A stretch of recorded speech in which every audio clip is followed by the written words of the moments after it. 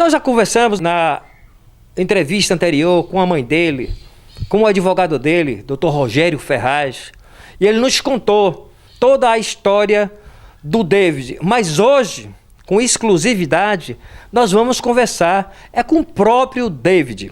Eu trabalhava para o Roberto, né? Aí eu estava em serviço, na época que tudo isso aconteceu.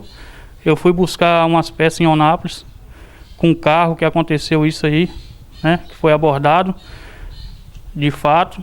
Aí me abordaram 18 dias depois com o carro desse assassinato. Me acusaram de um assassinato que eu não devo, né?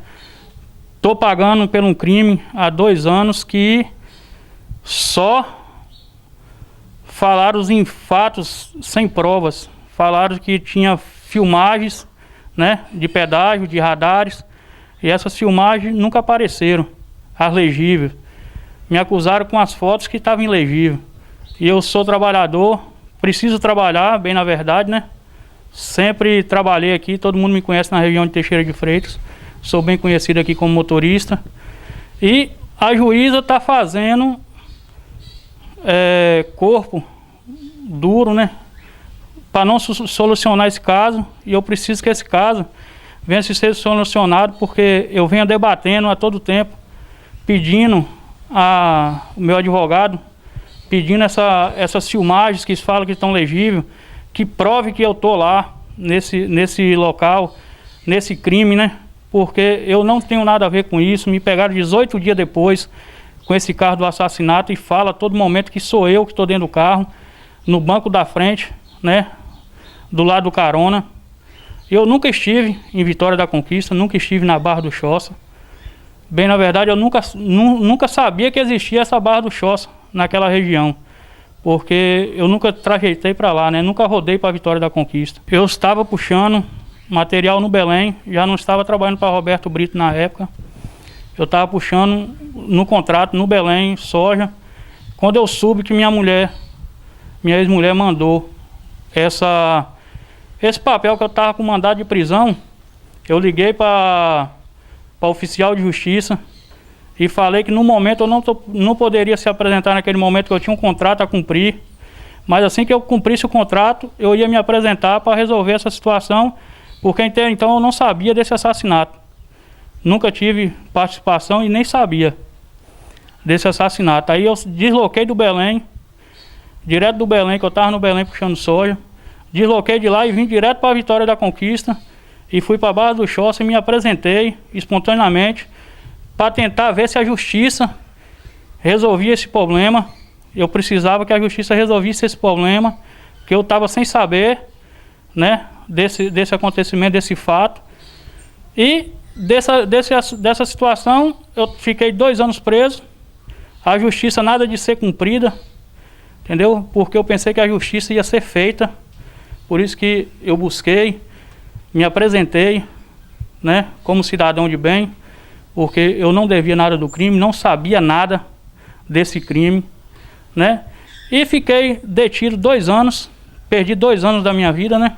Numa situação sem dever, sem ter participação nenhuma. Todo dia eu olhava para as fotos que estavam me acusando e não me enxergava ali.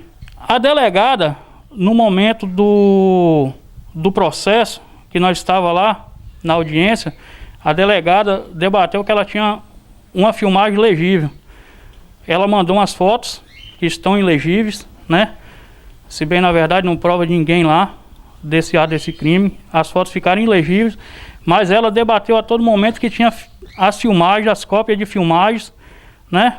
As originais que mostravam realmente quem estava dentro do carro. E assim nunca foi apresentada essas filmagens. Meu advogado debate a todo tempo pedindo essas filmagens. Essas filmagens nunca foi aparecida, né? Nunca foi comprovado.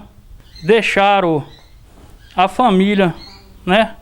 No complô todo, a família tirar foto nossa lá dentro do local lá da audiência e divulgar para todo mundo, mostrar para as pessoas que ia testemunhar contra nós, né? A todo momento.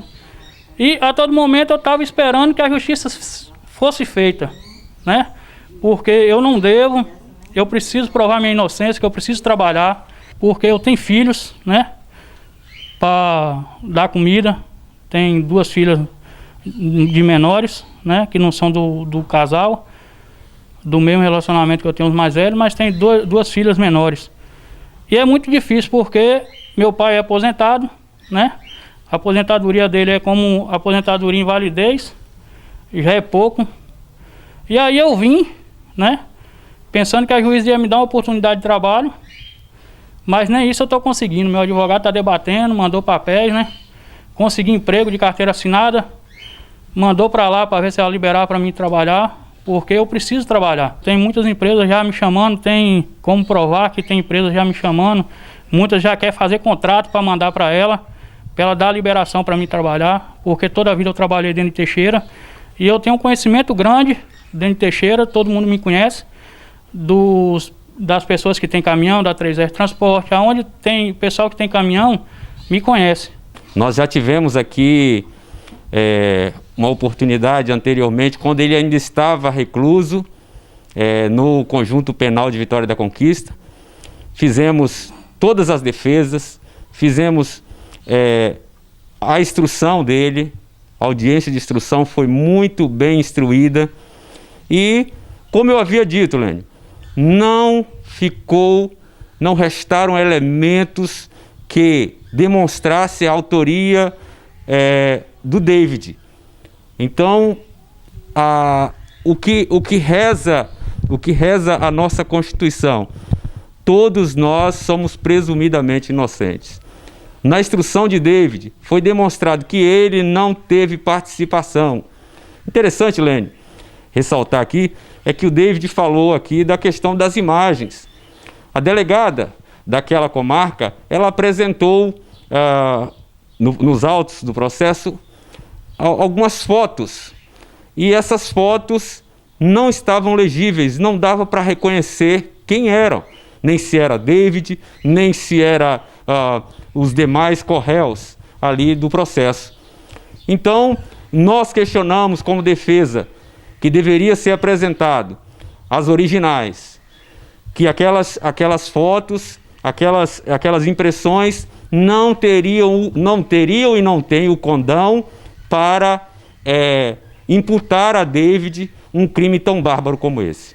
Fizemos todo o processo e, por último, depois daquela entrevista que nós demos aqui, onde foi feito o apelo, já tínhamos feito vários pedidos de HC, de liberdade provisória, relaxamento de prisão, e nós conseguimos, Lênio. Eu consegui a liberdade de David.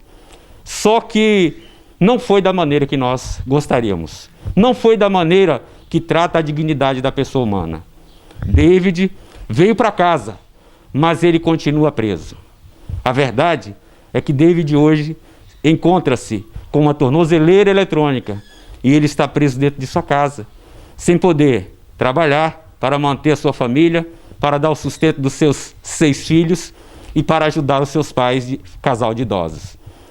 O nosso apelo hoje para o judiciário, na pessoa da doutora Lázara, é que aprecie o nosso pedido. Está protocolado o pedido. Está lá, Lênio, totalmente instruído, uma proposta de emprego, com carteira registrada naquela comarca onde está localizada a empresa. O pedido da defesa é que devolva a dignidade do David. A dignidade da pessoa humana está esculpida, um pilar central da nossa Constituição Federal. A Constituição Federal é muito clara no que diz respeito à dignidade da pessoa humana. Ele perdeu essa dignidade, foi ofendido a sua dignidade por uma decisão que extrapolou a decisão de manter o David. Agora, conseguimos retirá-lo do presídio, mas ele continua preso dentro da sua casa. Então, hoje a defesa conta e acredita na justiça. Hoje eu acredito que a doutora Lázara vai apreciar o pedido para que David possa trabalhar, porque David não é bandido. Está provado, está clarificado nos autos do processo, da ação penal. Para quem quiser ver, David não teve participação no crime que lhe for imputada na morte de Gesiel. Nós, como operadores do direito, acreditamos na justiça, acreditamos no poder judiciário, acreditamos que a juíza, doutora Lázara, ela vai trazer de volta aquilo que foi tirado do David, que é a sua dignidade, a sua liberdade, a sua moral.